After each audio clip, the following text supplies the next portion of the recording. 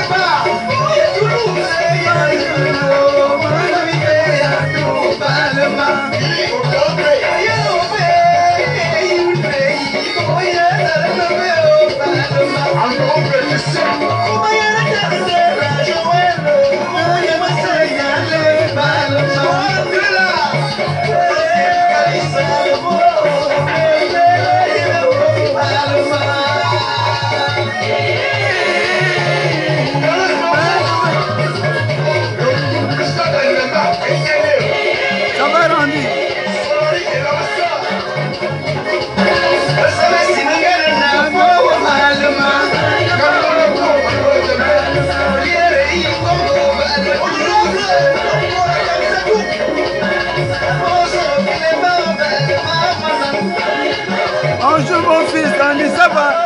Andy, rappelle-moi la date s'il te plaît, rappelle-moi la date.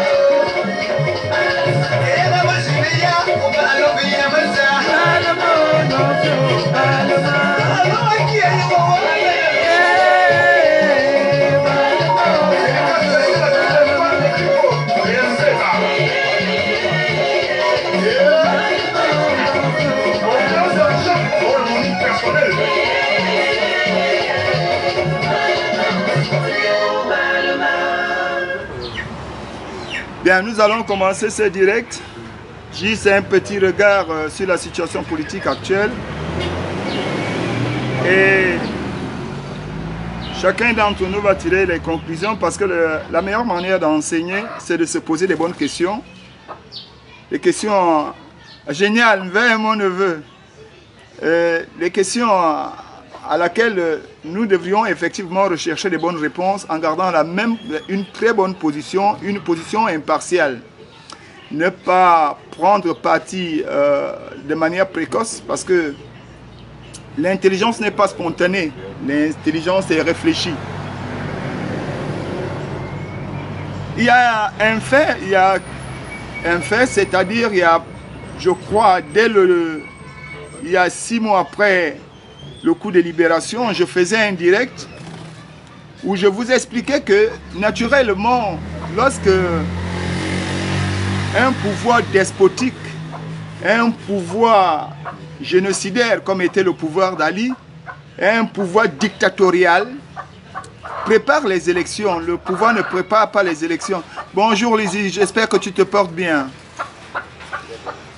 Ce pouvoir ne prépare pas les élections pour perdre. À partir de cet instant, ils mettent d'abord en machine un système qui va les protéger au cas où ils perdaient les élections ou que le pouvoir les échappait. Ils devaient mettre de côté des foyers de tension. Et à cette époque, je vous rappelais également qu'il fallait que les Gabonais soient sages. Ne dit-on pas enfin que Zoda Liana Lubi na Eyeneson. Donc, l'éléphant cherchait le chou de palme dans l'eau, mais à force de se débattre dans l'eau, l'eau n'était plus claire. Et un sage des eaux, dont la grenouille lui a dit « Calme-toi, laisse d'abord la saleté se dissiper et tu pourras mieux voir le chou. » Donc, nous sommes dans une situation de trouble. Le Gabon est dans une situation floue. Il faut que les Gabonais se calment, que les Gabonais observent et qu'ils fassent des bonnes analyses afin d'arriver à des résultats ou non à des décisions nobles. Mais si nous allons chacun de son côté avec des rancœurs que nous avons au départ, si nous analysons la situation politique actuelle de notre pays avec l'esprit partisan, je vous l'assure, beaucoup à la fin de cette transition vont regretter beaucoup de choses. Raison pour laquelle, lors de mon dernier direct, je vous disais que je quittais le cercle des activistes, mais que je restais dans la critique objective, la critique politique. Parce que mon observation est que nous avons oublié exactement ce qui nous maintient dans ce combat, c'est la victoire du Gabon, et non la victoire d'un individu ou d'une chapelle politique ou d'un cercle quelconque. Alors, je voudrais d'abord vous dire que,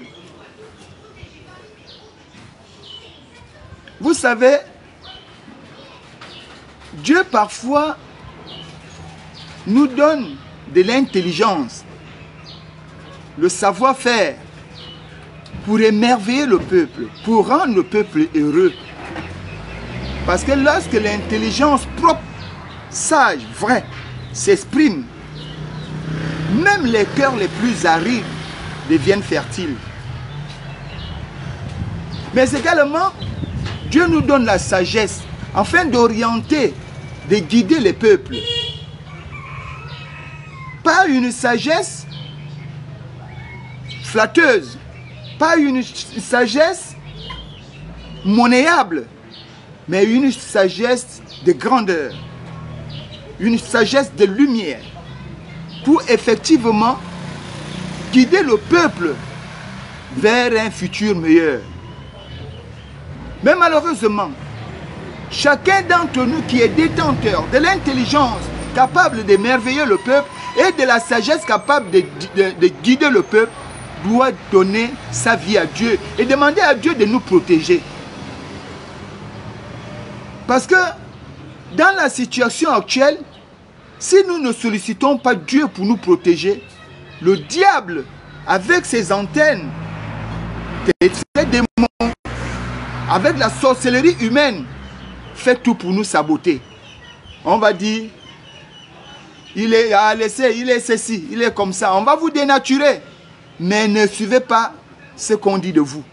Tant que vous-même, à l'intérieur de vous-même, et au tribunal de votre sagesse, de votre conscience, vous savez que ce que vous faites est vrai, demandez seulement à Dieu de vous protéger. C'est pourquoi je vais commencer mon direct en m'adressant au CTRI. Bravo. Bravo parce que hier, nous avions vu le colonel Mafumbu. Merci Suzanne. Nous avons vu le colonel Mafumbi sortir de ses gonds et indexer directement tous ceux qui veulent saboter le mieux vivre des Gabonais en coupant, en organisant les coupures de courant pour désorienter l'analyse des Gabonais. Nous avons vu un colonel qui a donné des sommations. Et bizarre, c'est que nous n'avons jamais vécu depuis plusieurs mois. Depuis hier jusqu'à l'heure actuelle, il n'y a pas de coupure.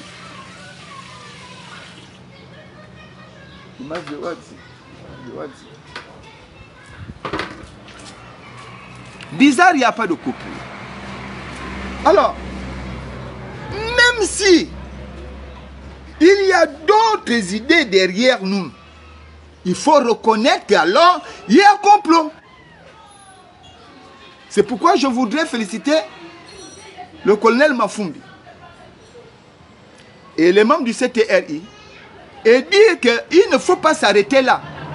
Parce que notre pays, nous sommes habitués à voir des décisions prises et ne pas voir ces décisions-là respectées. Il faut mener des enquêtes réelles et trouver ceux qui sont à l'origine de ça. Oui, je suis d'accord. Mon colonel, je suis d'accord. Ces hommes-là ne doivent avoir aucun procès. Aucun procès. Parce que désorienter le peuple de la vérité est un délit grave. Je faisais, il y a plusieurs mois, un direct sur la situation de la SCG.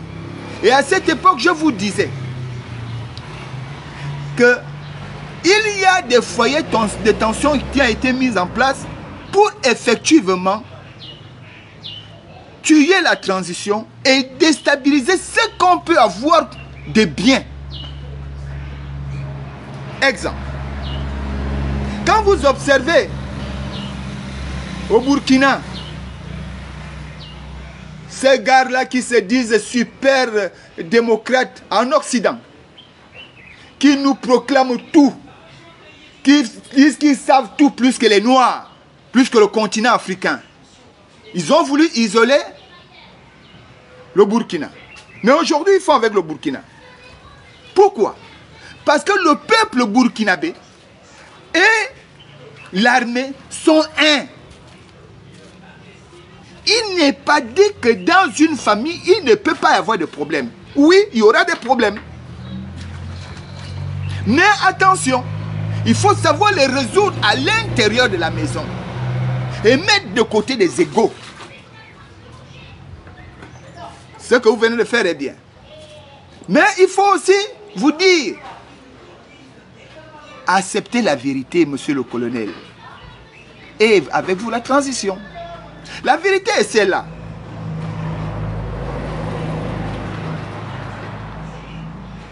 Si vous-même, vous n'êtes pas conscient qu'on veut vous saboter et que ceux qui veulent vous aider à bien voir, vous les prenez, vous les enfermez, c'est que vous-même, vous organisez votre propre shit.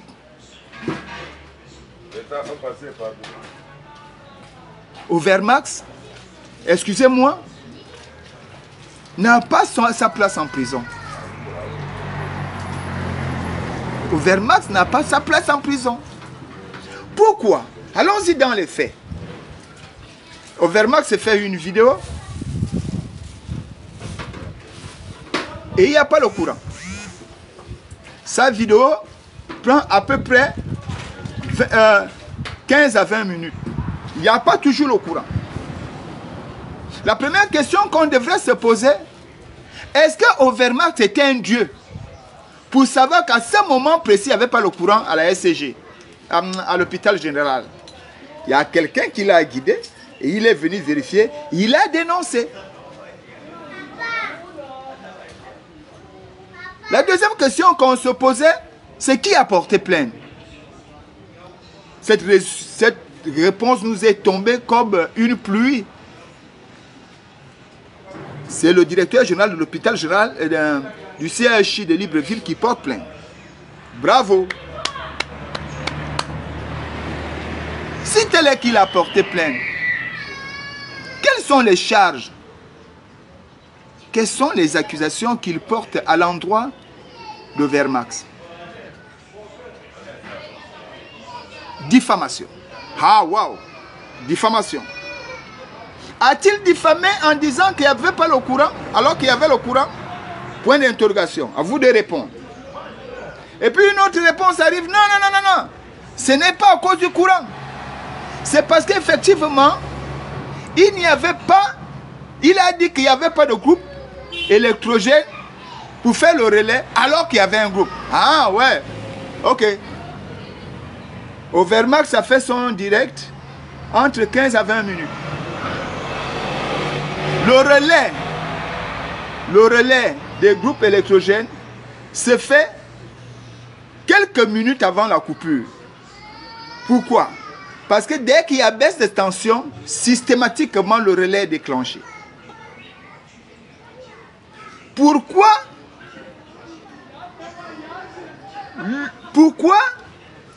le groupe électrogène qui était là, qui devait faire le relais, a attendu plus de 20 minutes pour prendre le relais? En 20 minutes, qu'est-ce qui pouvait arriver?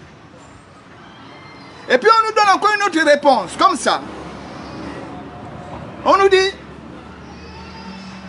non, non, non, il y a un problème, le relais est maintenant manuel. Waouh! Une autre question. Une grande structure hospitalière comme le CHI de Libreville, ils ont un groupe électrogène dont le relais est manuel. Ah, est-ce que la vie des humains va attendre qu'un homme quitte de son poste courir pour aller déclencher, le temps de tirer, de relancer le groupe? À partir de cet instant, qu'est-ce que la direction faisait, sachant très bien qu'il y avait ce problème-là? Qu'est-ce qu'ils ont fait pour vite résoudre le problème? Alors, on recule en arrière, on se pose la question, est-ce qu'ils ne font pas aussi partie des groupes de saboteurs? En réalité, avec beaucoup de félicitations à notre justice que j'aime bien, en réalité, ce qui serait normal, c'est que après la dénonciation de la situation par Overmax, qui lui est un Gabonais et qui se préoccupe des malades et non lui-même puisqu'il n'est pas interné. Et au regard des éléments, des réponses que nous avons par rapport aux questions qui nous sont posées, on aurait dû saisir le directeur de l'hôpital. Bon, non, pas pour l'enlever. C'est pas ça mon objectif, entre griffes. Mais pour rappeler à ce dernier que c'est une erreur grave.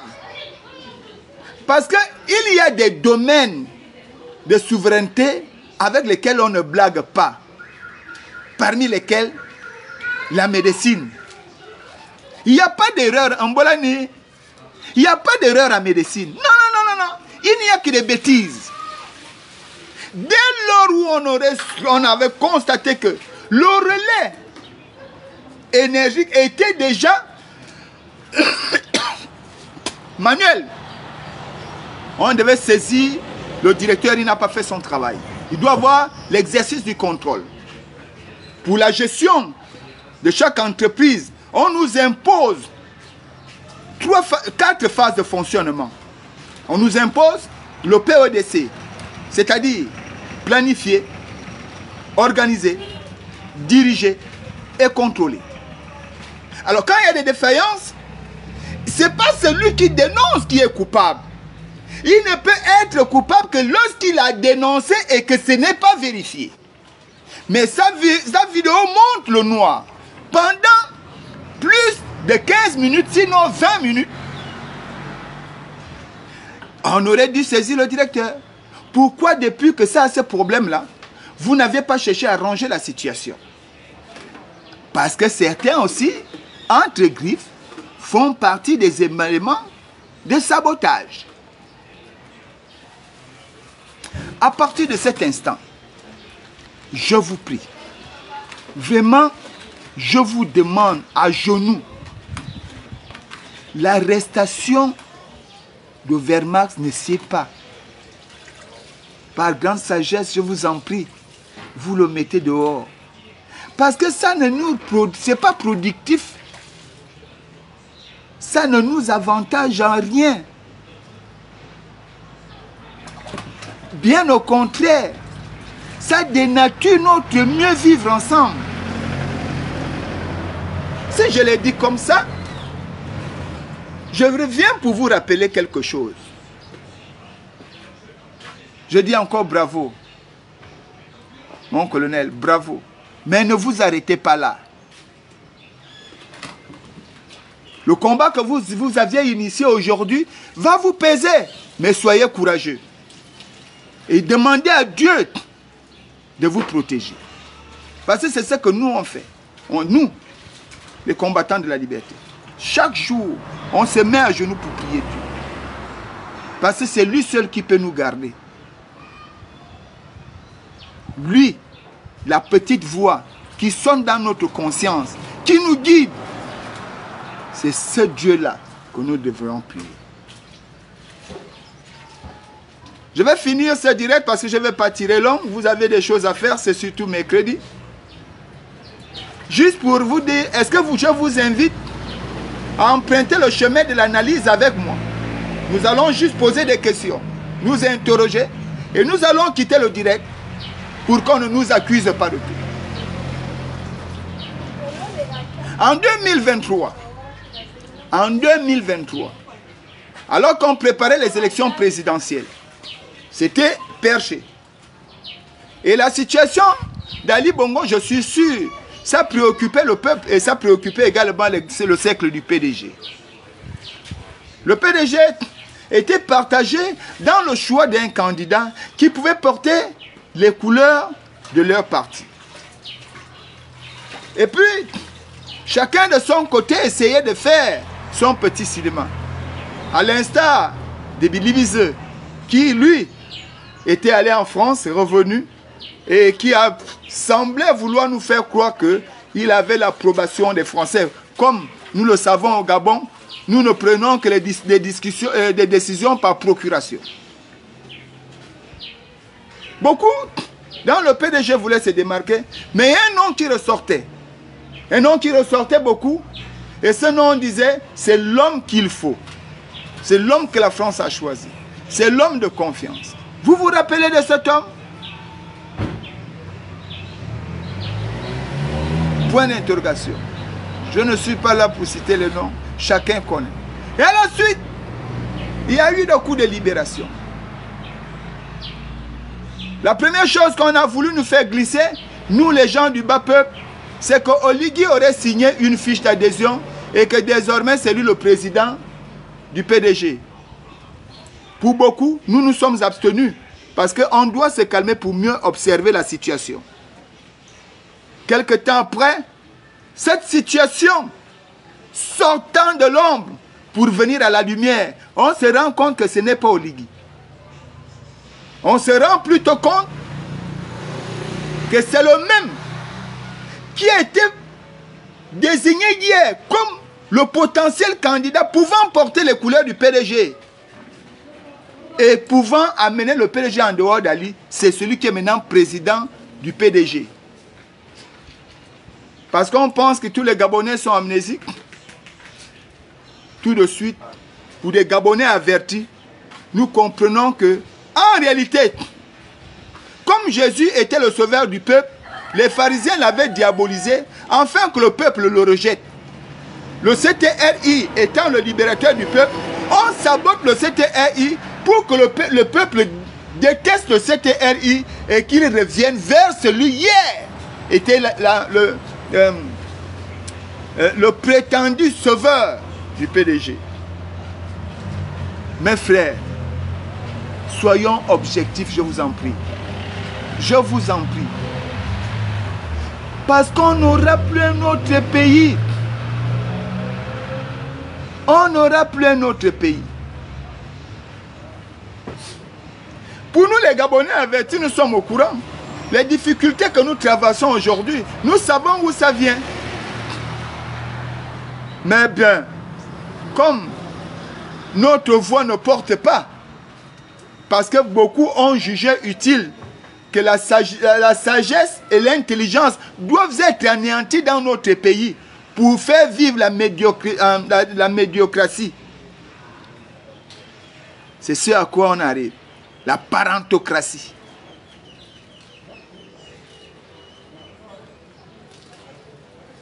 Mes frères, pourquoi nous nous battons sans repos?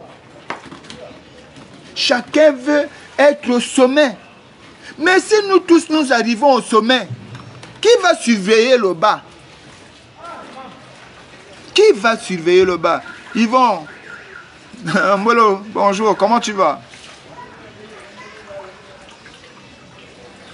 Quand le CTRI a commencé à poser des actes, mes frères du PDG, je m'adresse à vous. J'ai eu l'occasion de vous connaître suffisamment durant la campagne référendaire. Vos méthodes ne sont pas bonnes. Parce que, voyez-vous, deux hommes étaient allés dans un village. Un avait le miel à la bouche et la panthère dans le cœur. L'autre avait la panthère à la bouche, mais le miel dans le cœur. De ces deux personnes, quelle était la mauvaise personne? Point d'interrogation. Mais ce qui s'est passé, c'est que lorsqu'ils sont arrivés dans ce village, celui qui avait la panthère à la bouche était chassé du village en disant que c'était lui le mauvais. Alors que celui qui avait la langue mielleuse et qui avait la panthère au cœur, c'était lui le mauvais. Parce qu'il flatte, il tue. Or, celui qui avait la panthère à la bouche, il crie, il insulte. Mais dans son cœur, il savait pardonner, il savait orienter, il avait de l'amour. Mes frères du PDG, votre problème c'est ça. Nous voulons l'union. Mais vous cultivez le miel de la bouche. Et vos cœurs sont bourrés de haine, de jalousie. Vous n'aimez personne. Et c'est ça que vous êtes en train de retourner au CTRI. Parce que la situation du Gabon vis-à-vis du FMI et de la Banque mondiale, nous savons, c'est vous. Vous aviez utilisé vos relations pour verrouiller, afin que la situation précaire de notre pays s'accentue. Et quand ça va s'accentuer, le peuple va commencer à crier. Et le peuple va rejeter le CTRI. Comme ça, vous allez revenir sur la scène politique comme les meilleurs sauveurs. Peuple gabonais, pour vous, pour nous qui lisons la Bible, attention, souvenez-vous de la flatterie du diable face au Christ. Après avoir manipulé les humains pour renier sa sainteté, c'est ce même diable qui est venu proposer la royauté, les biens, les richesses à Jésus. Je ne vous ai pas dit de changer de position. Je ne vous ai pas dit d'arrêter d'insulter. Je ne vous ai pas dit que vous êtes mauvais. Mais ce que je voudrais vous dire, mes frères, essayons d'être objectifs. Si j'ai parlé comme ça, c'était Fortuné Edou, votre humble serviteur. La voix des sans-voix, membre du PJC, mouvement Plus Jamais Ça. Merci. Et à la prochaine. Bye.